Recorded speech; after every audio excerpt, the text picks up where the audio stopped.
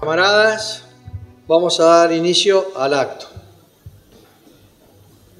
Lo preside el señor presidente del Centro de Oficiales de las Fuerzas Armadas, brigadier Gustavo Lema, a quien le pido nos abra el acto. Muchísimas gracias. Señoras, señores, le doy la bienvenida al Centro de Oficiales de las Fuerzas Armadas, Asociación Civil Mutualista, fundado un 6 de diciembre del año 1924 por el coronel Manuel Guerrero. El objeto del COFA, plasmado en su estatuto, es el de constituirse en la fuente de representatividad de los oficiales de las Fuerzas Armadas en situación de retiro. Tengo EPOC, es una de las cosas que me van a tener que disculpar. A veces quiero decir oraciones largas, pero bueno, trataré de solucionarlo en un futuro. Pero bueno, ay Dios, fumaba 2 paquetes de cigarrillas por día, le estoy pagando ahora. Decía que era la fuente de representatividad de los oficiales de las Fuerzas Armadas en situación de retiro. Entre sus finalidades podemos destacar crear vínculos permanentes entre sus asociados que nazcan de intereses comunes.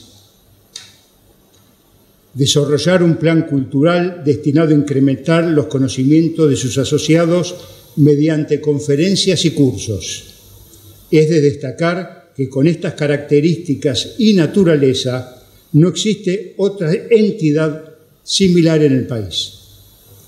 Todo aquello que conforme o consolide vínculos espirituales, acentúe nuestra cultura general y profesional y coadyuve al bien de las instituciones castrenses, tendrá prioridad en sus planes. Patria y unión es nuestro lema, ayer, hoy y mañana, nuestra guía.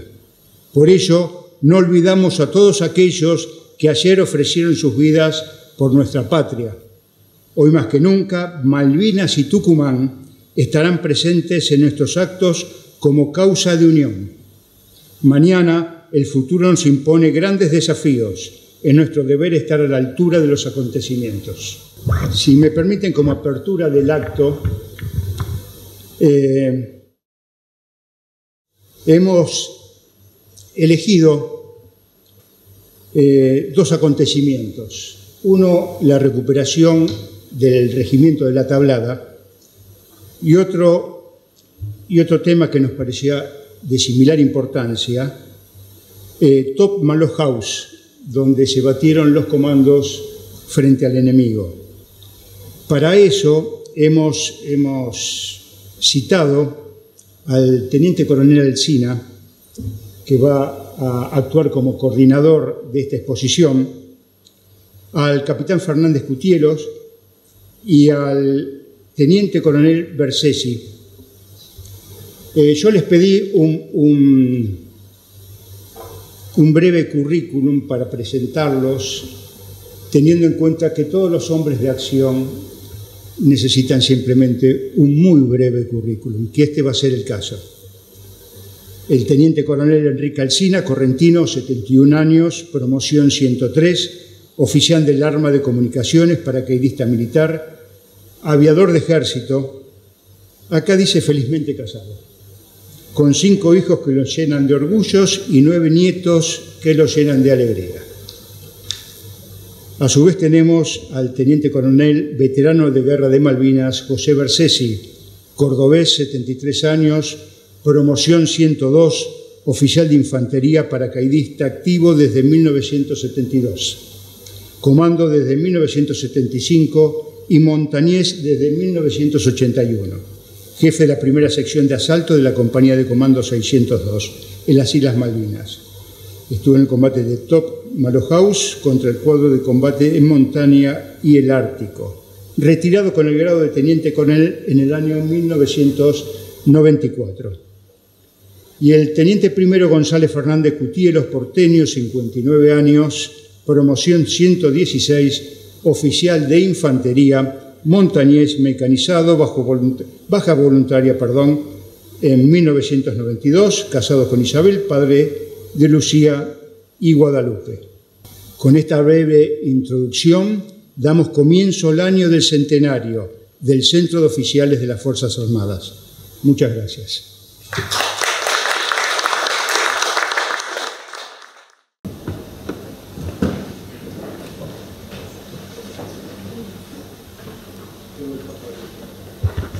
Bien, a continuación le damos la palabra al Teniente Coronel Alsina para que haga la presentación de esta segunda parte de testimonios y después vaya habilitando a los siguientes expositores.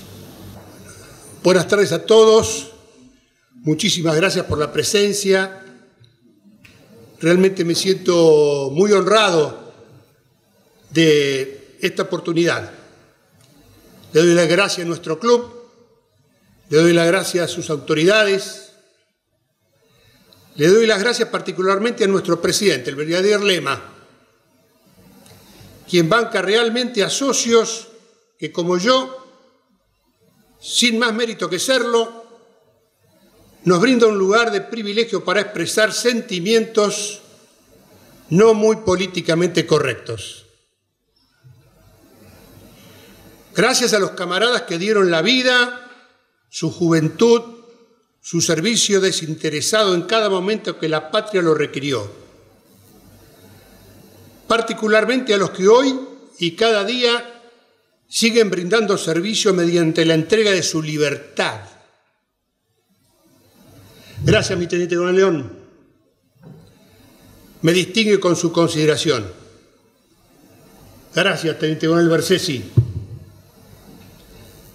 con quien he compartido muchos momentos de mi vida y tengo el privilegio de que sea padrino de uno de mis hijos. Gracias, Gonzalo, hermano de mi compañero de promoción y admirado camarada, el coronel Fernández Cutielo. Cuando era muy joven, yo allá por el año 1974, fue mi instructor del uso de la gilet. Me salieron los primeros pelos, ¿no? Y mi querido camarada, mi querido y admirado camarada, me enseñaba a no degollarme, ¿no es cierto? Y llegar más o menos presentable a la formación.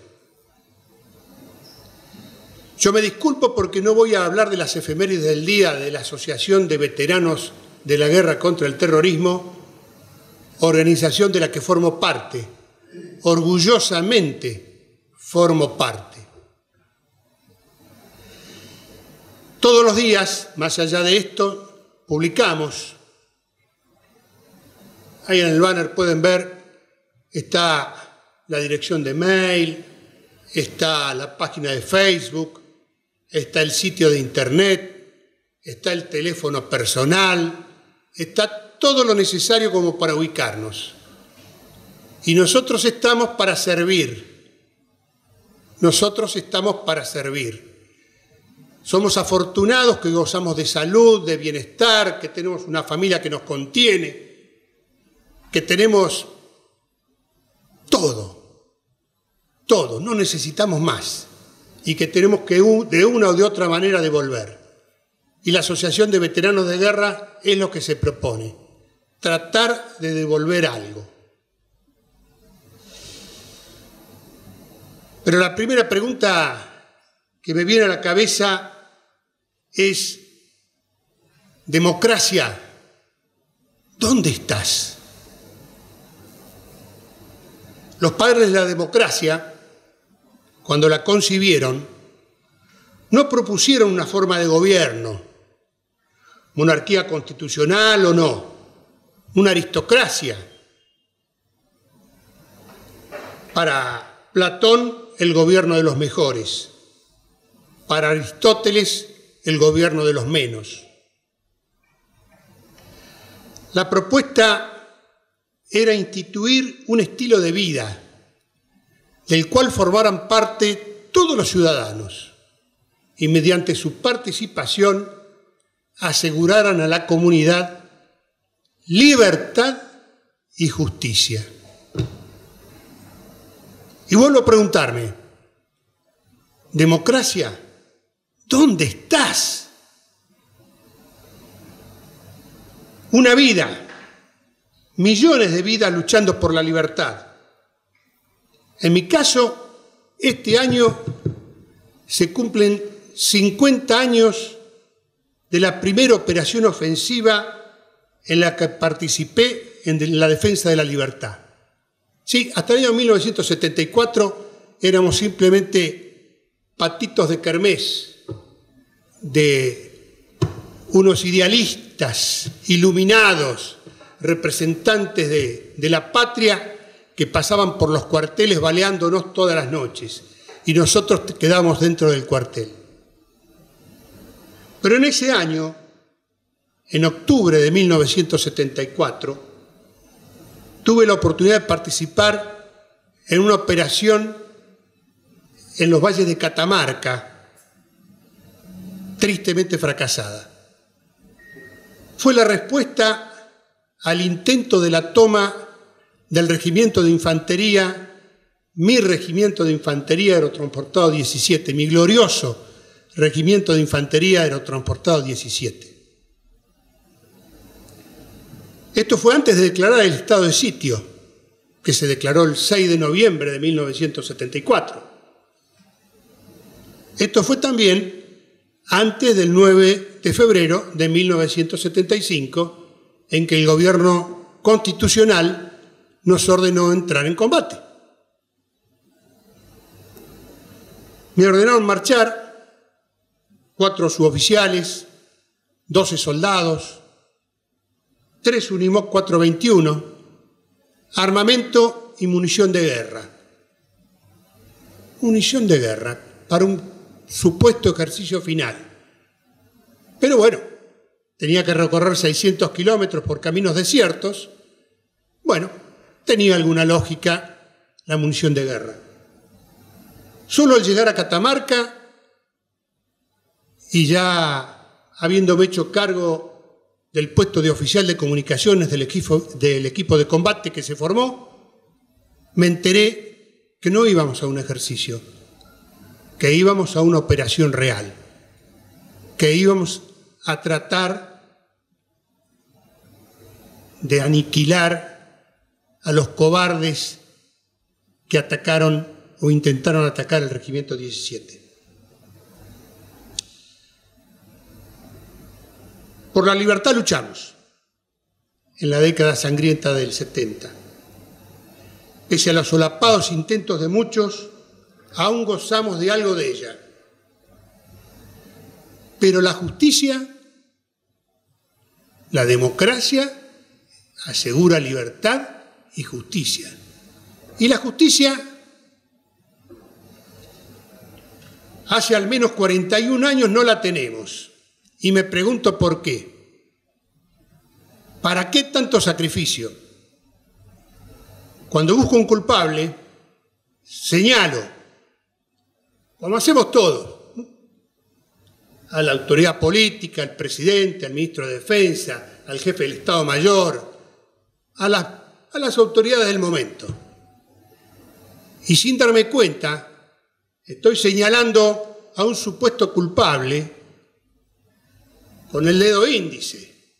Con el pulgar señalo al creador, cuyas decisiones son absolutamente de él y las acepto con felicidad. Pero aquí que 3 dedos me indican a mí, 3 dedos me señalan a mí. ¡Qué paradoja! ¿Por qué me señalan a mí 3 dedos? Porque soy yo y mis actos lo único sobre lo que realmente puedo influir. Me surge entonces una pregunta. ¿Hice lo que debía hacer? ¿Lo hago? ¿Cumplí con mi deber de ciudadano argentino y soldado? ¿Cumplo con el artículo 21 de la Constitución Nacional? Ahí me provoca un libro muy conocido por todos nosotros, de tapas color verde, en su edición 2021, y me siento no solo con el derecho, sino con la obligación de mencionarlo, ya que le manifesté al responsable mi desacuerdo con el párrafo que les voy a citar hace mucho tiempo. En la primera parte, en el punto 10, campañas, generalidades, página 43, para más datos, dice: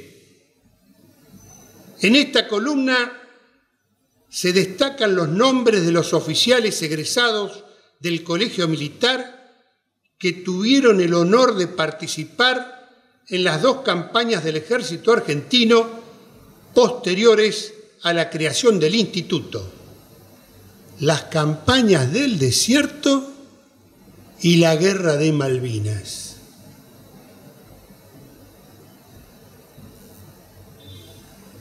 No puedo evitar que mi memoria se dirija hacia quienes fueron mis cadetes. El subteniente Raúl García, muerto el 11 de mayo del 75. El subteniente Diego Barceló, muerto el 24 de octubre de 1975. El subteniente Rodolfo Verdina, muerto el 5 de septiembre de 1975. El coronel Ramón Recio, compañero mío, muerto el 26 de agosto del 2020. También me acuerdo del teniente primero Cativa Tolosa, compañero mío paracaidista. También me acuerdo de mi coronel Diedrich, de mi coronel Bernadú, muertos privados de libertad por haber cumplido con su deber. Me acuerdo también de mi cabo Lisera, 17 años tenía, a órdenes mías, yo tenía 19, quien como tantos cumplimos cada orden recibida de la superioridad, sin conocer más que la misión y la del superior inmediato, por si éste caía en combate, como nos impone la doctrina. Desconocíamos las órdenes de los niveles superiores, y cuanto más las intenciones de la política, de las autoridades y de los mandos de la fuerza, todo en vigencia de la democracia. O los casos de los cabos Caballero o Chas, cuya mirada misericordiosa pero consciente de que los criollitos que le llevo cuando los voy a ver en prisión no guardan relación con la libertad por la que pelearon y esperan. Incluso la del cabo Flores y sus 5 compañeros de la Fuerza Aérea, a quienes el jefe de Estado Mayor de la Fuerza Aérea Argentina, actual ex jefe de Estado Mayor de la Fuerza Aérea Argentina, actual jefe de Estado Mayor conjunto, ¿qué pensarán mis camaradas José Ardiles, Danilo Bolzán, Luciano Guadagnini, o el mellizo de mi camarada de promoción, el polaco Bernard, todos muertos en combate? ¿Qué pensarán de este soldado? Me viene a la memoria la sentencia de Marco Tulio Cicerón: la verdad es corrompida tanto por la mentira como por el silencio. Siento vergüenza, muchos años estuve callado.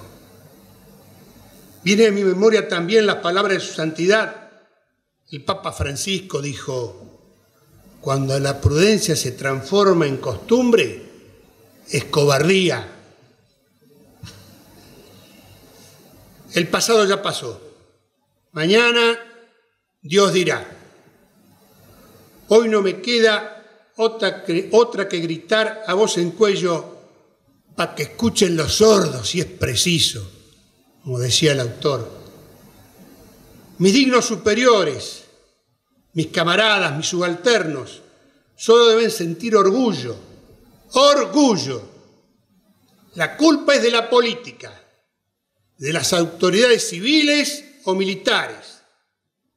También son de la justicia, la prensa y la sociedad. Que la vergüenza también sea de ellos.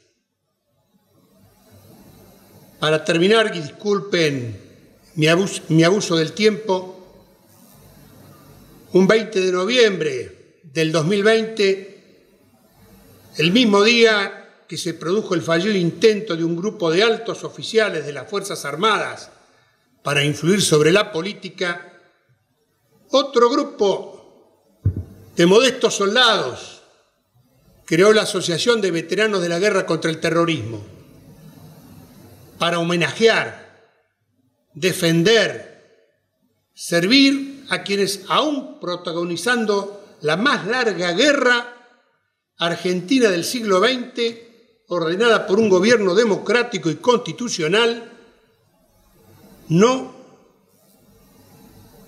han recibido ni honores, ni atención postraumática, ni consideración alguna, permaneciendo en el mejor de los casos olvidados, pero con la permanente amenaza de la injusticia. La asociación se impuso objetivos que buscan deslindar a los integrantes de las Fuerzas Armadas de las decisiones políticas de las autoridades civiles y militares durante la guerra contra el terrorismo, oponernos a una justicia transicional, así le dicen los expertos en derecho, devenida en una injusticia esencial, así la llamamos nosotros. Hablar sobre la década sangrienta de los 70, iniciada por el terrorismo, con una clara y contundente respuesta del Estado, con los errores de toda obra humana, pero que logró aniquilar al enemigo armado con procedimientos que no fueron modificados en la noche del 23 al 24 de marzo de 1976. Cimentar los aciertos y aprender de los errores. Impedir que hijos y nietos queden inermes ante el terrorismo por la victoria de la mentira sobre la verdad. Recuperar el orgullo por el servicio abnegado y generoso de una generación de ciudadanos argentinos, integrantes de las Fuerzas Armadas y de Seguridad, en defensa de la libertad, y que la política haga algo y que luchen por la justicia. Y otra vez viene a mi memoria Marco Tulio Cicerón, que con una paradojal sentencia nos legó una incontrastable verdad. Si quiere ser libre, debe ser esclavo de la ley. Camaradas, conciudadanos, señoras, humildemente los invito a defender nuestra verdad, nuestro orgullo, el honor de nuestros muertos, de nuestros prisioneros de las rejas o en libertad condicional, y una mentira que los condena a una vergüenza que no les corresponde. Sea nuestra vocación de servicio y la lealtad el aglutinante que como el COFA practica y nosotros desde la Asociación de Veteranos de la Guerra contra el Terrorismo intentamos imitar. No voy a remedar al actual presidente de la Nación. Voy a recordar las formas y palabras de un maravilloso profesor de táctica que tuve en el colegio militar. Discúlpenme las señoras por lo grosero de lo que voy a decir. ¡Viva la patria, carajo! ¡Viva!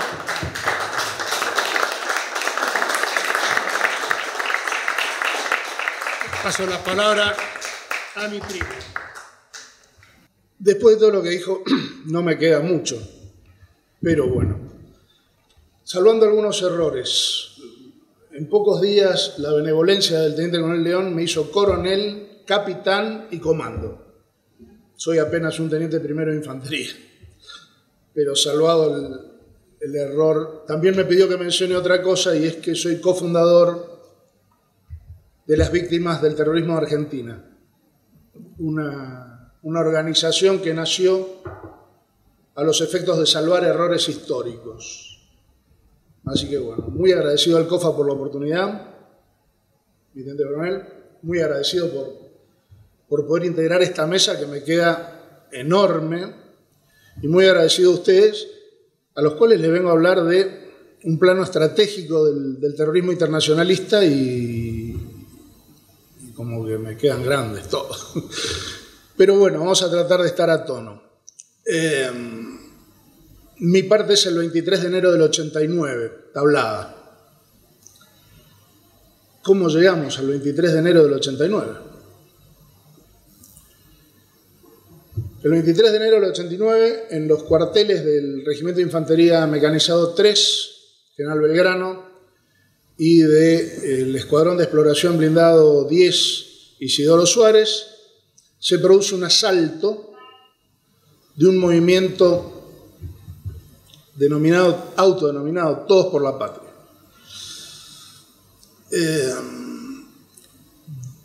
Algo espontáneo, dijeron los medios de comunicación.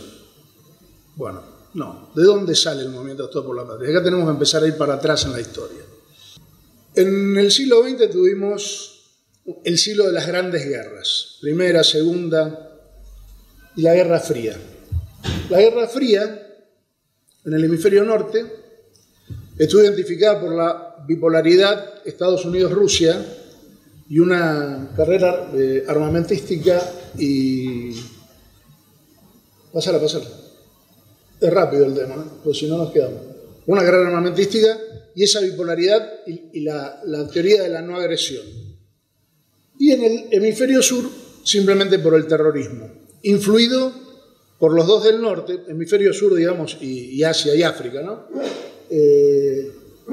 Que provocó una serie de guerras foquistas, a similitud de lo que fue Vietnam para los americanos, inspiradas en movimientos dirigidos desde Rusia.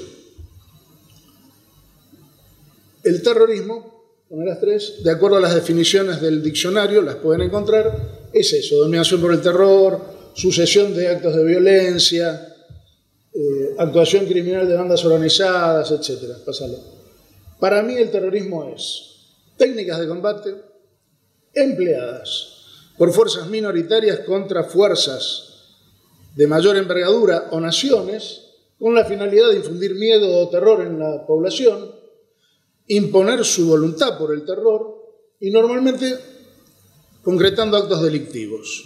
Ahí los tienen numerados: asesinatos, asaltos, secuestros, difusión y propaganda, atentados, extorsiones y tomas de localidades, comisarías, escuelas, cuarteles, etc.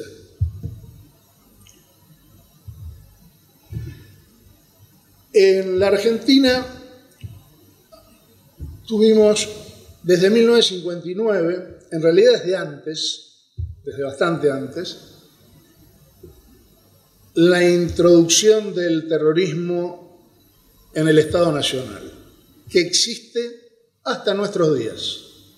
No está acabado, no está terminado y sigue operando por otras técnicas. Pero en 1959, gobierno de Frondizi, gobierno constitucional de Frondizi, el amigo William Cook, alias el Gordo Cook, crea Uturuncos. En el año 61, 2 años después, gobierno de Frondizi también, el Roy Santucho crea el Frente Revolucionario Indoamericano, el FIRP, en Santiago del Estero. Paréntesis: Santucho era un niño bien, hijo del contador más importante de Santiago del Estero. No era un cabecita. Era el hijo del contador más importante de Santiago del Estero. Okay.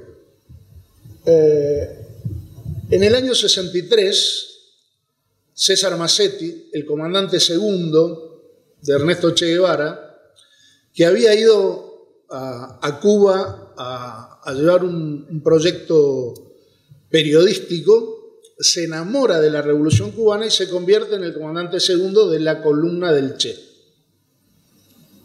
Como comandante segundo, viene a través de Bolivia hacia Argentina para entrar por Orán, secundado por el capitán del ejército cubano, Hermes Peña. Cuando entran en Orán, en el año 63,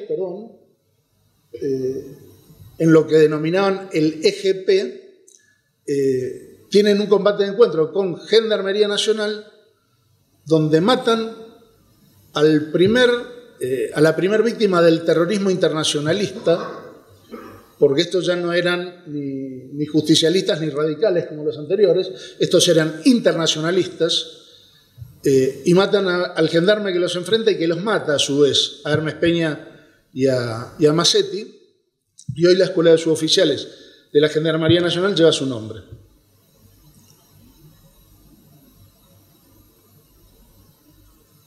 Siete años después, Santucho, que seguía siendo radical, que había formado el Frente Revolucionario Indoamericano, forma el PRT, que luego se convierte en el ERP. Primero en el ERP 22 y después en el ERP. En realidad son escisiones de lo mismo, pero del PRT salen esas dos formaciones, ERP 22 y ERP. Lo hace con otros amigos, Ana María Villarreal, su hermano, Enrique Gorriarán Merlo, que después va a aparecer, Urteaga, etc. También en el 70, gobierno de Onganía, Roberto Perdía, Fernando Valmedina, su hermano Juan Manuel, García Elorrio, que era del movimiento católico, no me voy a acordar el nombre, pero bueno, tenía una iglesia que se llamaba Cristiandad, una cosa así, Firmenich, Obregón Cano, etc., forman la Orga, Montoneros, la organización terrorista más importante que hubo en el mundo hasta jamás. Tuvimos el privilegio de tener la organización terrorista más numerosa e importante que hubo en el mundo hasta la aparición de Hamas en Medio Oriente. Y después hay un impasse hasta 1986, cuando en el gobierno de Alfonsín aparece de vuelta Gorriarán Merlo, que ya en el 70 había estado en el ERP, y con otros amigos organiza en el exterior el movimiento Todos por la Patria. Entre otros, ahí lo pueden leer a Leukovich, también conocido por Alfredo Leuco, que era el hombre que le manejaba las actas al movimiento Todos por la Patria y que hoy es un inocuo periodista inocente y bonachón. Bueno, ahí tenemos un poco la historia. Más arriba tendríamos que ir al asesinato del jefe de policía, el coronel Falcón, que fue asesinado, si bien eran terroristas, en ese momento se llamaban anarquistas. Ahí está. Me gustan los que saben más que yo, por eso los señalo. Eran por anarquistas. El anarquismo empezó acá muchos años antes y, repito, sí, hasta nuestros días. Por eso cuando uno habla de los 70, se circunscribe una guerra no declarada, pero que empezó en el 59. En 1972, un militar de apellido Sosa, alias Perón, pero es un tema a discutir, se alía con su par radical, el doctor Balbín, y forman el pacto Perón-Balbín, donde se hermanan las dos facciones terroristas que asolaban a la nación y logran una cierta protección legal.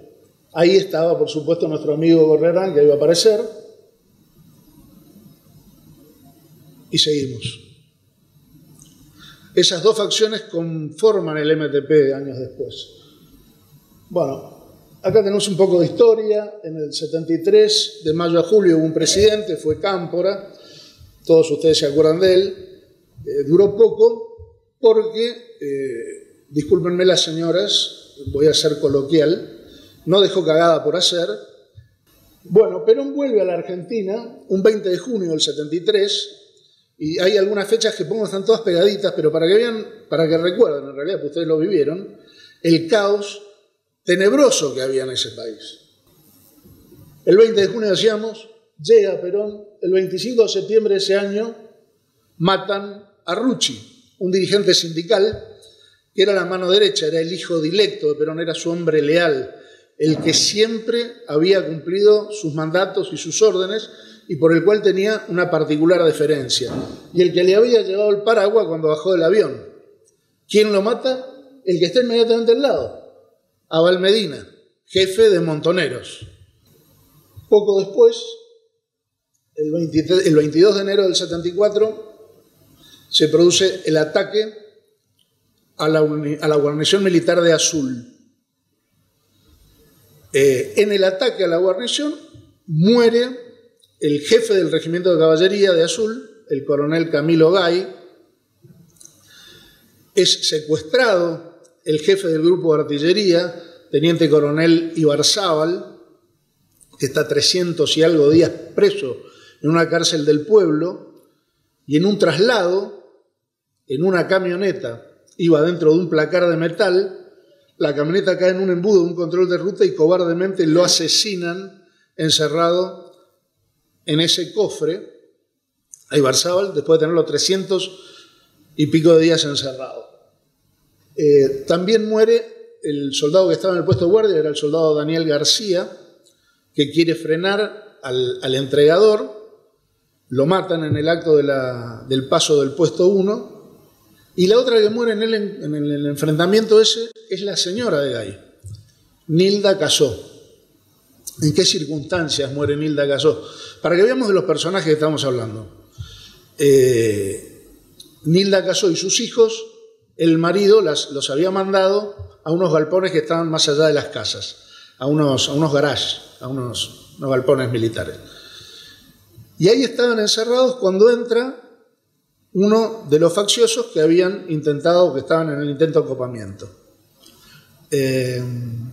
Cuando ven que estaban encerrados y se tenían que ir, para abrirse paso, la hacen arrodillar a la señora Casó adelante de sus dos hijos y le pegan un tiro en la cabeza.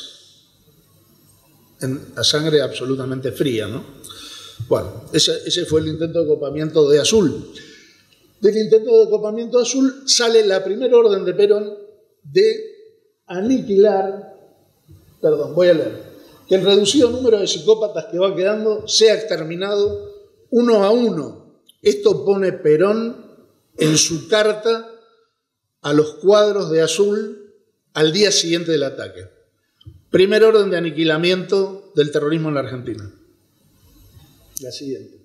Al poco tiempo Perón muere y se hace cargo de la presidencia su viuda. Esta señora estaba ligeramente influenciada por un segundón que tenía, que había sido cabo de la Policía Federal, un tal López Rega, que a la vez era el líder de la AAA, que hizo tanto o más daño que los terroristas de izquierda, porque eran terroristas de derecha. Y muchas de las cosas que terminó haciendo, ¿la voy? Vos hablaste mucho más. Muchas de las cosas que terminó haciendo el hombre influenciaron, fueron endosadas a las Fuerzas Armadas. La vicepresidenta, el 6 de septiembre, Montoneros se declara en la clandestinidad y María Estela declara el estado de sitio, ordena por segunda vez el aniquilamiento, declara ilegal la organización y unos días después, en octubre del 75, el Consejo de Seguridad y de Defensa decreta una nueva orden de aniquilamiento. Hubo 3 órdenes de aniquilamiento, por lo cual muchos de nuestros camaradas hace 20 años que están presos. Isabel Martínez ordena a la Policía Federal que inicie acciones contra la compañía de monte que se instala en Tucumán. La policía arma un operativo policial que llama Independencia, por ser en Tucumán la cuna de la Independencia, que dura un año 73, no funciona muy bien porque claramente había superioridad de medio bélico por el lado del terrorismo. Entonces, luego de un accidente que tiene un avión Twin Otter que cae en la selva tucumana el 5 de enero. Pásalo, por favor. Esto es ilustrativo. La presidenta ordena que se pase el operativo Independencia al marco de las Fuerzas Armadas como Operación Independencia e iniciamos una guerra no declarada en el Monte Tucumano y en el resto del país. Esta agresión terrorista no se limitó a los militares, no fue contra las Fuerzas Armadas o contra la policía. Muy por el contrario fue, casi siempre, en gobiernos de jure y contra la población común. Ahí los ejemplos. Filósofos, empleados civiles, políticos, sindicalistas, floristas, niños. Y al quiebre del gobierno, hubo 4 juntas de 3 personas cada junta en un periodo de 8 años. Para mí los dictadores es un tipo que se hace fuerte en el poder y manda. Ahí no veo ningún dictador, veo presidentes de facto, con sus errores y con sus bondades, pero no veo dictadores. Pasemos. Bueno, llega Alfonsín, tenemos movimientos de cara pintada y terminamos en la tablada. En el medio, el MTP se había organizado y asalta este cuartel. Pasa. Ahí lo tenemos a Enrique Gorriarán Merlo, su currícula. Brevemente, pues no voy a ir al plano táctico, no creo que les interese. El MTP organizó una fuerza de tareas, tomó algunos vehículos, los armó, entró a las 6:30 de la mañana al regimiento, a sangre y fuego. Lo primero que mató fue un soldado que se llamaba Tadeo Tadía, que estaba barriendo una vereda, que levantó la mano con la escoba y dijo: yo no tengo nada que ver. Y le tiraron desde arriba de un Renault 12. Estaban armados en escalones de asalto con distintas misiones. Uno tenía la misión de tomar la Guardia y la Plana Mayor para tomar el centro de comunicaciones y hacer una proclama. Otro tenía las misiones de ir a sacar los tanques a los garages. Otros tenían las misiones de tomar las compañías y otros tenían la misión de tomar los casinos. Muchos años después de los hechos, yo en ese momento era un joven oficial del 7 de Infantería. El 7 de Infantería es el primer regimiento que llega al orgánico, a la recuperación, con un cerco que había formado la policía y que entra con los BSTP, con los vehículos de combate, famoso porque uno pasa por arriba de un auto, ahí cerca de la Guardia. Bueno, esos eran los tanques del 7, mi regimiento. A mí me desafectan rápido porque mi hermano muere muy temprano, a las 9:30 de la mañana. Me sacan de la organización para el combate y me mandan a ocuparme de los temas familiares. Pero bueno, producido el asalto, mi hermano, y les voy a contar esto a título que creo que es por lo que me convoca León, aunque yo no quiero hablar de esto.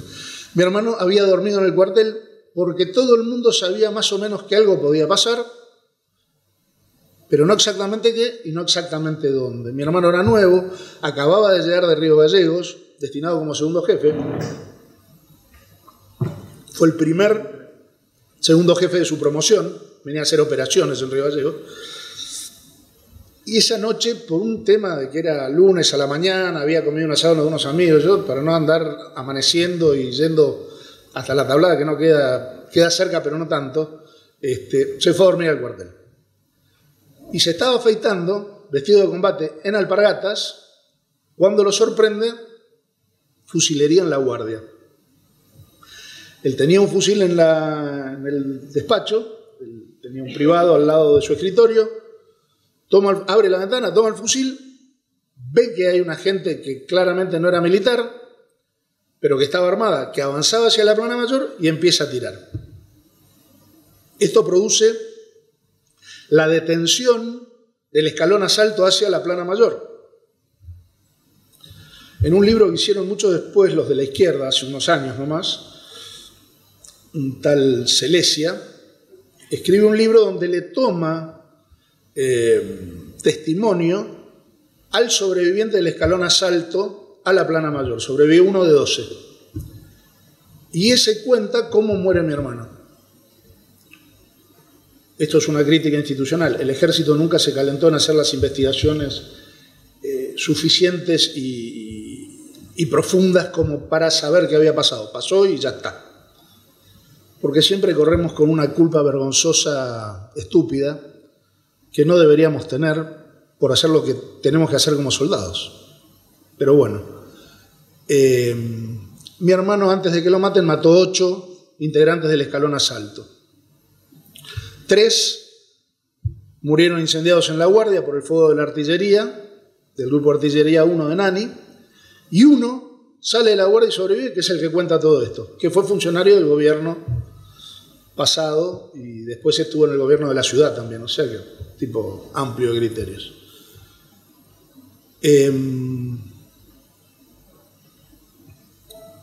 Entran las unidades de combate, entra el 7 en forma orgánica a empezar la limpieza, el combate se prolonga, duró más de 24 horas, duró casi 36 horas.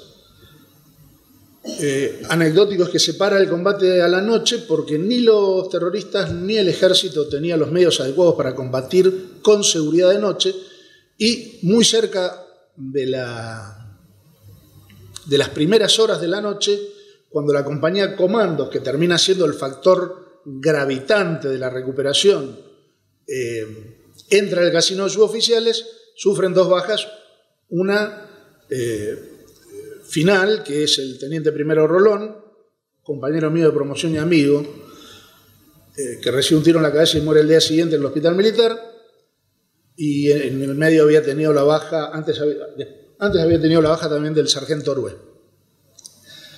Los comandos acá toman el toro por las astas y se hacen cargo de la recuperación, siendo el elemento central de la recuperación. Bueno, al día siguiente los terroristas no soportan el asedio y se rinden. Palabras más, palabras menos. Quiero rescatar, hubo 11 muertos del ejército, no los voy a recitar de memoria, los leen y nos ahorramos el error, pero quiero rescatar la figura del sargento ayudante que fallece, Esquivel. Esquivel estaba destinado en el Colegio Militar de la Nación, pero había estado destinado en el 3, o sea que conocía la unidad, y se presenta en forma espontánea, y cuando ve que el 7 entra orgánico, se suma el 7 de Infantería como guía de los elementos de maniobra. Esquivel era un sargento ayudante, debe haber tenido 40 años en ese momento, 45. O sea, no era un chico, era un tipo grande. Y en un momento dado está en la plana mayor, donde está el mástil de la bandera, y había un soldado caído en la plaza de armas que recibía fuego desde la compañía B. Entonces Esquivel le dice al apuntador de ametralladora que estaba al lado del mástil que lo cubra y va a buscar al soldado. Y cuando recupera al soldado, recibe fuego y muere rescatando al conscripto, cae herido de muerte arriba del conscripto y lo termina protegiendo con el cuerpo hasta que fallece ahí en el lugar. Recién los pueden rescatar a la noche. Esto un poco para ir al hilo conductor de toda la historia esta, que es el heroísmo en la faz del servicio. Bueno, hasta acá lo de la tablada.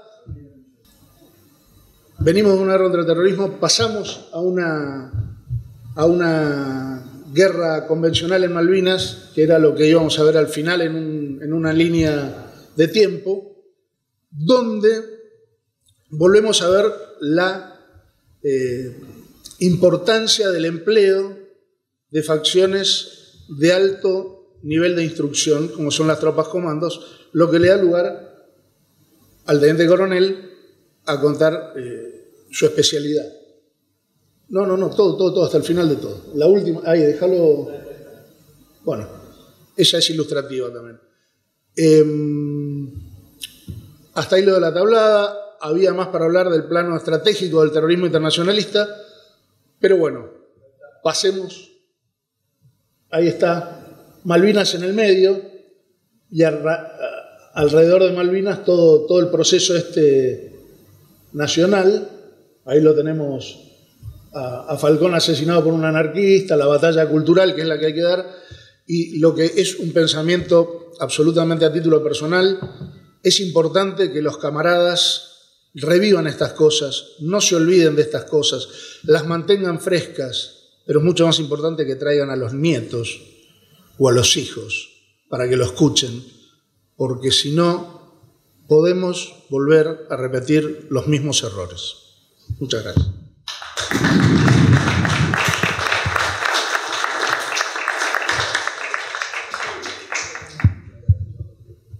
Bueno, soy un convidado de piedra en esto. Realmente tengo la vergüenza de decirle al señor brigadier que conocí el COFA porque me invitaron. Debería haberlo conocido antes y debería ser socio, así que espero resolver esa situación. Le quiero agradecer, además al teniente coronel León, que fue el, entre comillas, culpable, que yo por fin me pudiera probar en combate, y al brigadier Lema por la deferencia de hacerme participar acá. Y a Enrique Alsina. Alsina cuenta como un privilegio que yo fui padrino de uno de sus hijos. La realidad es que creo que el hijo no debe pensar lo mismo porque soy un padrino ausente permanentemente. Pero también tengo otro encuentro de las familias que marca las cercanías nuestras. Era el año 83, yo como siempre, o por ser instructor de los comandos, me iba 3-4 meses de casa, o en este caso en particular, para colaborar con la bendita democracia, en la época de las elecciones del 83, partí con una fracción para cuidar las elecciones. Y a cargo de mi señora y mis hijos quedó Enrique Alsina para llevarlos a votar. Bueno, no quiero pensar lo que habrá sido esa escena. Enrique con sus 3 hijos ya presentes, 2 míos, creo yo, y mi mujer embarazada. Así que bueno, se debe acordar perfectamente. No sé qué le habrán dicho, pero era una linda escena. Vuelvo al tema que nos reúne acá. Pensé en esa frase ayer, hoy y mañana. Ayer está bien claro, entre la epopeya sanmartiniana y la campaña emancipadora, no hay mucho que decir. El hoy, la guerra contra el terrorismo y Malvinas. Y el mañana. ¿Qué es el mañana? ¿Qué nos espera? ¿Cuál sería el futuro esperable? Bueno, está en nosotros pensarlo. Ya lo vamos a ver más adelante. Pero quiero recordarle en particular a mis camaradas, nosotros debemos ser, a veces nos olvidamos, somos los profesionales de la violencia. Pero hay que entenderlo de esa manera, profesionales de la violencia. Para hacer una analogía, especialmente para el público civil, siempre utilizo un ejemplo que es comparar al militar profesional con el bisturí. El militar profesional tiene que hacer el máximo daño en el menor espacio y en el menor tiempo posible. El bisturí tiene que ser afilado y pequeño porque para resolver un problema tiene que provocar una herida. Creo que eso marca claramente y eso evita que nos olvidemos, cuando llega el tiempo del planeamiento y de los estudios académicos, que no nos olvidemos que lo que tenemos que hacer en última instancia es matar gente que no conocemos o que nos maten a nuestros conocidos. Ese es el punto final de la profesión militar, del oficio militar. De una u otra manera, eso es lo que tenemos que hacer para cambiar voluntades en un conflicto. Para eso nos tenemos que preparar, para eso es el entrenamiento duro y cotidiano, y así es como lo hemos entendido en general los comandos. particularmente referido a la fracción que me tocó conducir. Ahí ven en esa imagen a 2 integrantes de mi patrulla y lo que es la imagen del momento del combate. Antes de llegar a ese punto, arriba van a ver en las islas donde está situado el lugar, Tomahawk House, pero antes de llegar a ese punto quiero contarles un poco la cronología para que vean la capacidad de mi gente. Nosotros estábamos viendo el día 23 de mayo de 1982 la guerra por televisión. Cada uno en su lugar de destino, todos angustiados. En mi caso particular llevaba 11 años preparándome para el combate. Era paracaidista, soy paracaidista, sigo saltando. Era comando y montañés. 3 aptitudes que cualquier hombre, cualquier oficial subalterno quisiera tener como preparación para la guerra. Fui destinado desde la montaña, me salió el pase a Córdoba. Había 2 unidades de infantería paracaidistas y el ejército, con su capacidad de distribución del personal, me envió a la compañía de policía militar 141. Así todo, me volví a encontrar ahí con Mateo Esbert, su oficial comando del arma de ingenieros. No nos deberíamos haber encontrado nunca porque éramos de distintas armas. Sin embargo, Dios me permitió confraternizar con él y hacer una hermosa amistad. Llega el 23 de mayo y cada uno en su lugar. Estoy hablando de mis 12 hombres, todos éramos voluntarios, queríamos participar del conflicto y no sabíamos cómo hacerlo. A tal punto que en un determinado momento con otro compañero mío que estaba destinado en Córdoba, decidimos hacer abandono de destino, que es un delito, fugarnos a Comodoro Rivadavia, una fantasía. Meternos en un Hércules y total, una vez que llegáramos a las islas nadie nos iba a mandar de vuelta.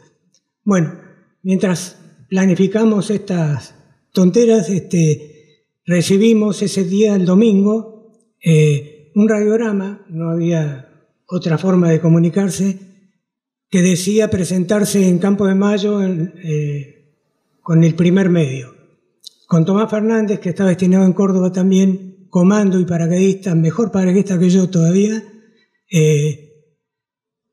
estaba en la prisión militar, del lado de afuera, pero ese era su destino, la prisión militar. Así que nos fuimos, nos presentamos en aerolíneas y con el radiograma nos permitieron viajar. Mi familia quedó en Córdoba, fueron mis suegros a buscarlos y el 24 de mayo, lunes, ya en la Escuela de Infantería empezamos a prepararnos para el combate. Sabíamos ya que íbamos a ir a la guerra y además sabíamos que nuestro jefe iba a ser el teniente coronel Rico. Eso también nos permitió claramente saber que no íbamos a ir a desfilar, así que la urgencia de los 3 jefes de sección, éramos 3 compañeros de promoción, hizo que nos organizáramos bien y cada uno eligió sus amigos, sus conocidos o quien hubiera estado destinado con cada uno de ellos. De esa manera armamos las 3 secciones y el día 26 de mayo intentamos cruzar a las islas. En la mitad de camino, en un Hércules, pasar por favor, en un Hércules quisimos seguir hacia las islas, hubo alerta roja, así que los pilotos decidieron volver hacia Comodoro Rivadavia. Desde Comodoro al día siguiente, a Río Gallegos, y ahí hicimos un segundo intento. En ese segundo intento, casi a mitad de camino, empezó a perder líquido hidráulico el Hércules y tenían la idea de volver y el teniente coronel Rico le dijo que si había otra forma de resolverlo, había unas latas de líquido hidráulico y un integrante de la compañía, Mauricio Fernández Funes, compañero de promoción nuestro también, que era el más petizo, podía encajar en el lugar, así que le fuimos pasando latas y llenando de líquido hidráulico la pérdida logramos llegar a las islas. 27 de mayo ya los británicos habían desembarcado el 21. Ya hacía casi una semana que estaban desarrollando sus actividades en las islas. El día 27 llegamos, el día 28, viernes 28, me llamó el teniente coronel Ricó y con Horacio Losito y Luis Brun, oficiales integrantes de la fracción, finalmente ambos heridos en el combate y también ambos prisioneros de guerra de los británicos y de la propia tropa cuando volvieron. Fuimos a recibir la misión. La misión está escrita ahí para los camaradas, sabrán perfectamente bien que la misión que nos habían impuesto era absolutamente contradictoria, generaba problemas. Una exploración necesita equipo liviano, poco personal, al contrario de la interdicción aérea, que además obliga a llevar un misil blowpipe que pesa una enormidad para desplazarse en ese terreno a campo traviesa. Y acá me permití agregar algunos interrogantes que el propio teniente coronel León me preguntaba en estos días previos para preparar esta charla. Me preguntó cuál era la operación defensiva en la que estaba incluida mi misión. No tengo la menor idea. El código de encubrimiento, ahí sonreí, no existía. Y el teniente coronel dice, bueno, su misión no tuvo doctrina previa, real. No era defensa de zona ni defensa móvil. Yo no sabía ni siquiera si estaba encuadrado en una defensa. No tenía avanzadas de combate, no tenía posiciones adelantadas. Había unidades de exploración en las islas que llevaban ya semanas, incluso meses. Yo llevaba con mi gente un día, un poquito menos de 24 horas. No había reconocimiento del terreno, relevamiento topográfico ni fuego integrado con artillería. Comunicaciones, llevamos una radio Thomson. Después de empezar a transmitir lo que veíamos, fuimos detectados por el enemigo y cubierta la frecuencia. Y bien la aclaración. El oficial de comunicaciones que tenía era un oficial de ingenieros, no tenía gente de comunicaciones. El teniente coronel lo bautizó como borrón y cuenta nueva. La realidad es que hubiera venido bien. Bueno, el resto es un comentario del teniente coronel que le agradezco y que me llena de orgullo. Una vez que terminó la impartición de la misión, dale que quiero mostrar el movimiento. Otra vez, por favor. Esta fue la forma en que el oficial de inteligencia de la brigada me indicó dónde estaba el enemigo. Con la mano pasó por un poquito más de media Isla Soledad. Bueno, por ahí estaba. Este es un calco británico que me trajo de regalo mi actual yerno,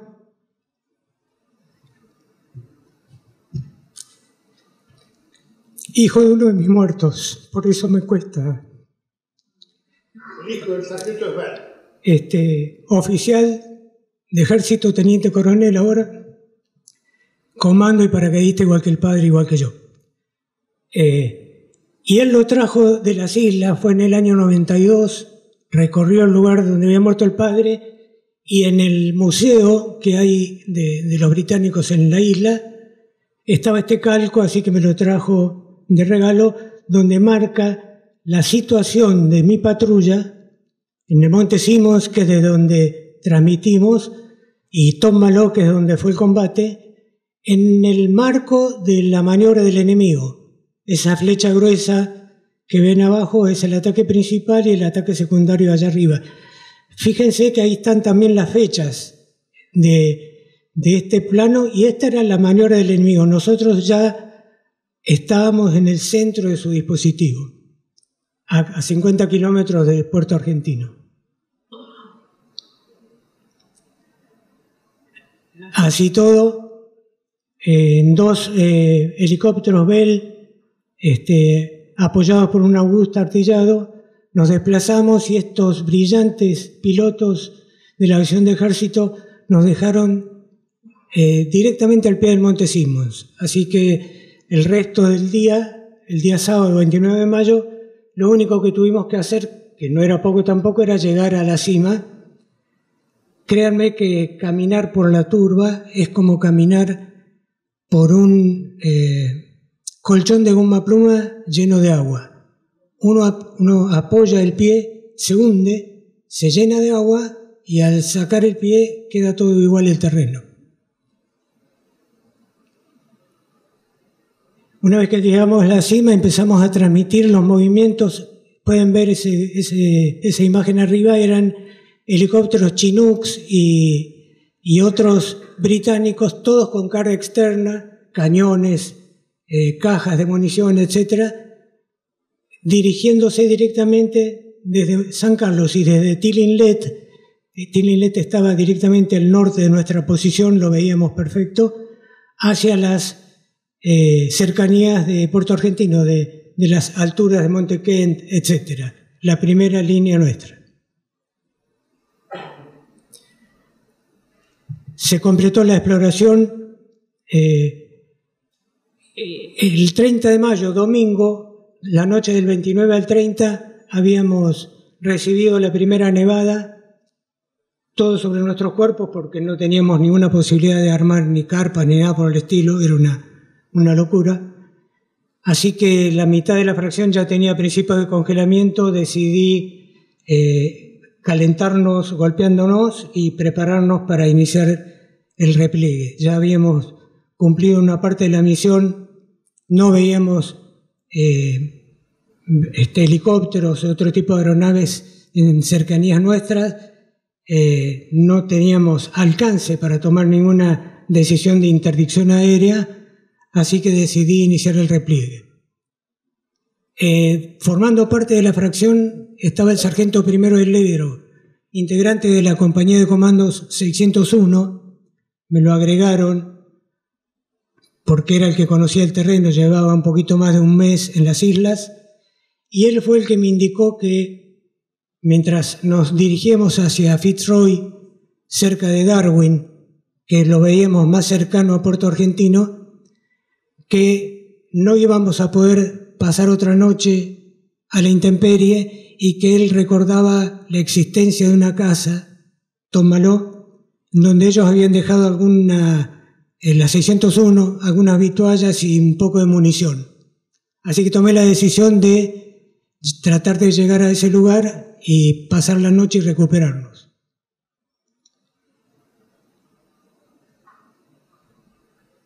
Bueno, estos son detalles. Quiero aclarar que marco los problemas que enfrentábamos no para justificar. Hoy le decía el teniente coronel León, asumo la responsabilidad de todos los errores que se cometieron. Yo era el jefe y soy el responsable. Soy el responsable de los errores y soy responsable de la derrota. Pero quiero marcar las características de las distintas actividades que tuvimos que realizar para que vean el valor de la gente que estuvo conmigo. Un liderazgo no se puede desarrollar ni materializar en 4 días, que era lo que llevábamos. Tuve la mejor gente para el combate y no hubo necesidad ni siquiera de impulsarlos. ¿Con quién nos íbamos a enfrentar? Este es el detalle del enemigo. El 29 de mayo nosotros no sabíamos, me enteré después de la guerra obviamente, habíamos pasado con los helicópteros prácticamente sobre las cabezas de un puesto de observación de los británicos. Sé incluso los nombres del teniente Haddow y el sargento Stone, que después estuvieron presentes también en la fracción que combatió con nosotros. Observaron que habíamos bajado en el Monte Simmons y que nos estábamos desplazando y que habíamos parado en Top Malo. Al transmitir eso al puesto de comando del brigadier Thompson, ellos analizaron las distintas posibilidades. Fuego de artillería estaba fuera de alcance, la noche y la nieve impedían la actividad aérea, así que tomaron la decisión de enfrentarnos con un grupo de operaciones especiales. Se llama Escuadrón para el Combate en la Montaña y el Ártico y llevaba 8 meses de entrenamiento en alta montaña. Estaba compuesto por estos 23 hombres en esas 3 fracciones, pero quiero marcar especialmente el tema del armamento.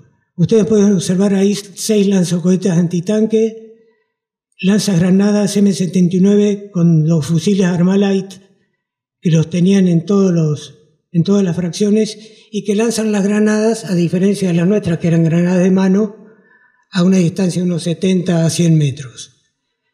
¿Por qué digo esto? Porque el golpe de fuego de los lanzacohetes simultáneos sobre la casa, más los lanzagranadas, generaron un golpe de fuego que realmente fue explosivo. Rápidamente está la secuencia del entrenamiento de la fracción enemiga. Empezaron en septiembre del año anterior en Stonehouse, técnicas de nieve y escalada en Noruega en diciembre, ejercicio final con captura e interrogatorio en marzo y alta montaña en Escocia en abril, un poco antes de ser desplazados a las islas. Comparación de fuerzas rápidamente, esto responde a algunas fórmulas que utilizan los militares. En función de esas características, experiencia de guerra, integración del personal, calculen que si una fracción, un equipo de fútbol necesita meses para entenderse entre ellos y poder jugar bien, cuanto más cuando el elemento a utilizar es la propia vida. Nosotros llevábamos 4 días. Marca un poder de combate relativo de 5-1. Y entramos al punto final, combate.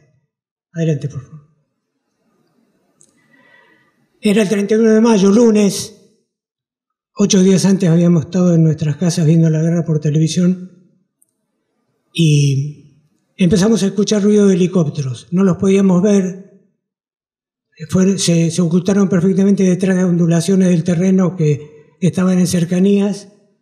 Creímos inicialmente que eran los helicópteros que venían a buscarnos para el repliegue. Habíamos quedado en eso con los helicópteristas y finalmente nos dimos cuenta que no eran nuestros, porque alcanzó a ver Espinosa, estaba en la planta alta de la casa, que no tenían una franja amarilla que identificaba a los helicópteros nuestros. Eso llevó a que nos termináramos de equipar rápidamente, ya estábamos casi listos para iniciar la marcha del repliegue y adelante. Espinosa alcanza a observar el desplazamiento. Ellos ya habían bajado los helicópteros a 1000 metros de la casa y empezaban el desplazamiento. Espinosa alcanza a ver el brillo de un fusil que además era el francotirador de los ingleses. Nos enteramos el año pasado por un libro que escribió el jefe de la fracción, y el francotirador de ellos tira y pega en el marco de la ventana de Espinosa. Espinosa responde el fuego disparando hacia el brillo que él observaba, y un suboficial inglés que estaba al lado del francotirador cuenta en ese libro que lo que alcanzó a ver fue las piernas, creo que era el sargento Evans, hacia arriba cuando caía de espaldas por el impacto de del disparo de Espinosa. Eso lleva también a que uno de los lanzacohetes se dirija directamente a la casa, entra por la ventana, creemos que golpea en el cuerpo de Espinosa y explotan las granadas que él tenía en su correaje, razón por la cual todavía no se han encontrado restos y él no tiene tumba en Darwin. Continuó el combate. El capitán inglés cuenta en ese libro que lo frenó y lo sorprendió cuando el golpe del lanzacohetes levanta el techo de la casa unos 6 metros y cae al costado. Todavía estábamos saliendo del interior de la casa nosotros. El tema está en que al salir de la casa inicialmente confrontamos con el enemigo. Eso también frenó el avance del ataque británico. Y finalmente el avance de su gente y de la capacidad de fuego que tenían nos fue llevando hacia las cercanías del arroyo, que es esa mancha oscura que se ve ahí. Simultáneamente Sbert arma una posición de tiro, se tira al suelo, coloca la maga en posición y empieza a abrir fuego sobre los ingleses para cubrir a Medina, el sargento Medina, que ya tenía un disparo que le había... tenía 2 disparos y uno de ellos le había quitado 5 centímetros de peroné. No se podía desplazar, entonces Sbert lo cubre con el fuego. Eso lleva también a que los ingleses centren su fuego sobre Sbert y ahí pierde la vida. El enfermero ya había dejado de tirar, estaba combatiendo junto con nosotros, nuestro paramédico, el sargento primero Pedroso, y había empezado a hacer curaciones sobre algunos de los heridos desplazándose de un punto a otro. Ya había poca resistencia del lado nuestro por los heridos y la falta de munición. En ese momento ya tenía yo 2 muertos y 6 heridos, así que ahí tomé la decisión dura, humillante y difícil, pero creo que necesaria, de ordenar el alto al fuego.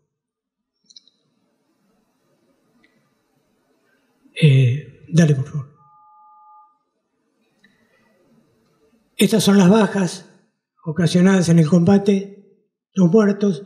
Ahí está el detalle de las heridas de cada uno. Martínez había recibido un tiro en un pie y no se había dado cuenta. Caminaba y le salía sangre del borceguí. Quiso sacárselo y uno de los ingleses le sugirió que no lo haga porque se iba a enfriar y el dolor iba a ser terrible. Así que así quedó ahí. Adelante. Estas son las medallas y condecoraciones que obtuvo la sección. No dejan de ser elementos entregados por gente que está detrás de un escritorio y que analiza fríamente situaciones de combate. Yo que le dije a mi gente es que las mejores heridas que puede tener, las mejores condecoraciones que puede tener un soldado son las cicatrices de sus heridas, y a mi gente no le faltaron. Esta es una foto enviada está en el libro que les conté antes, en el libro británico. El que está en el centro soy yo, el que está más cerca de la primera plana es el cuerpo del sargento primero Sbert, y los otros son gente que estaba herida y gente que lo cubría con su cuerpo los heridos para que no entraran en shock. Todos integrantes de la fracción. Ahí están los 12 hombres, falta Espinosa, que quise entrar a la casa mientras estaban las explosiones. Y el capitán Boswell, el inglés, me dijo que no tenía sentido y me frenó en ese momento. No me acuerdo de eso, esto me lo contó el teniente Martínez, que fue el que me dijo que el inglés me había frenado cuando yo quise volver a la casa, ya terminado el combate.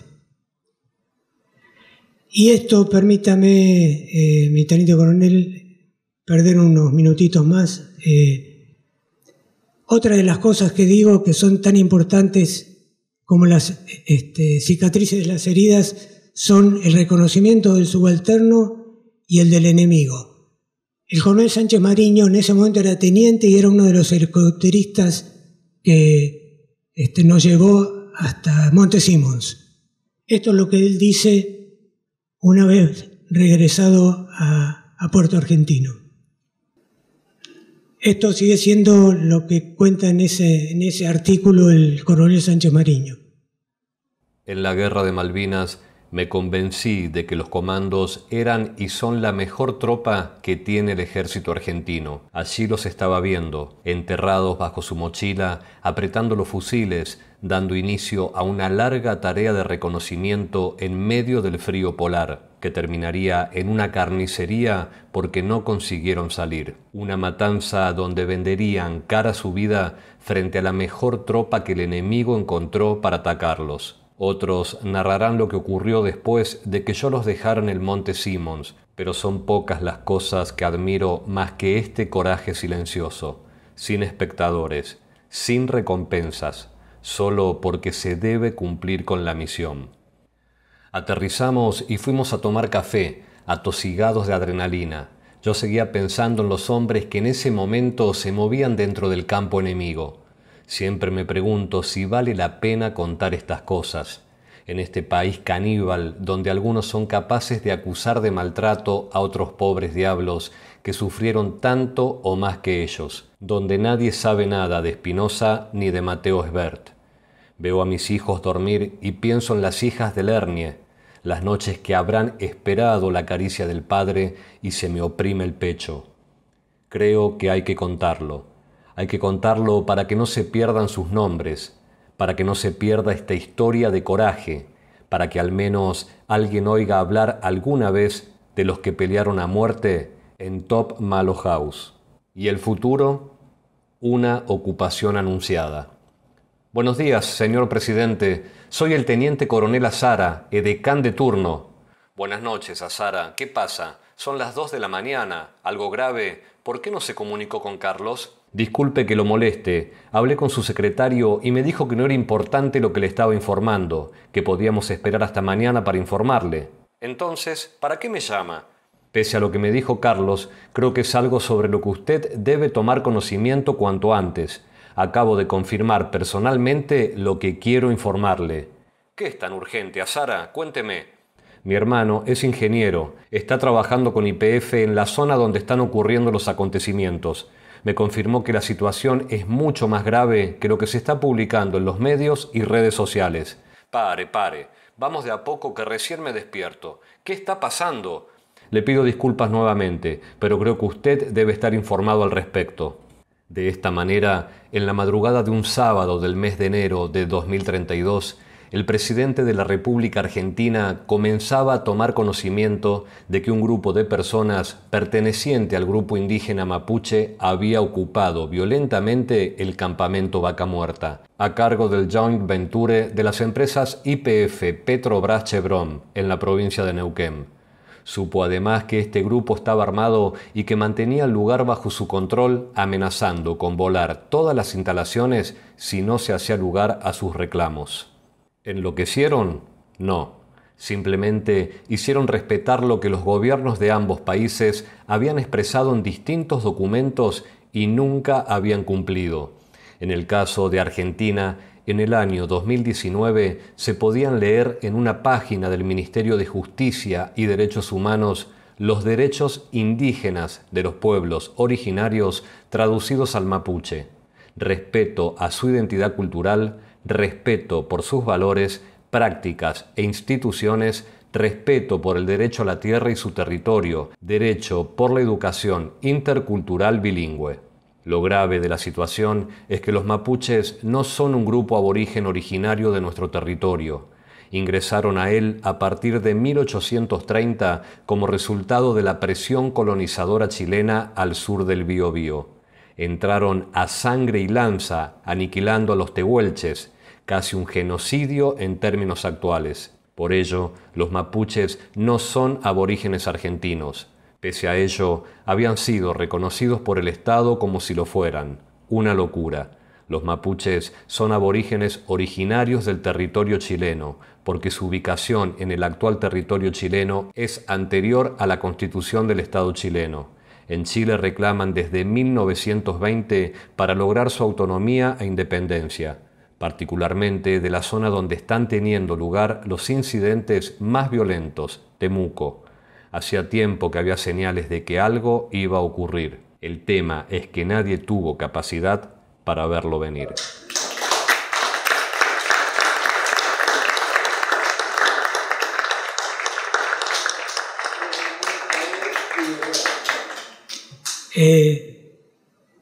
Esa última imagen es mi nieta, mi primera nieta, que es hija del hijo del teniente coronel Ebert y mi hija.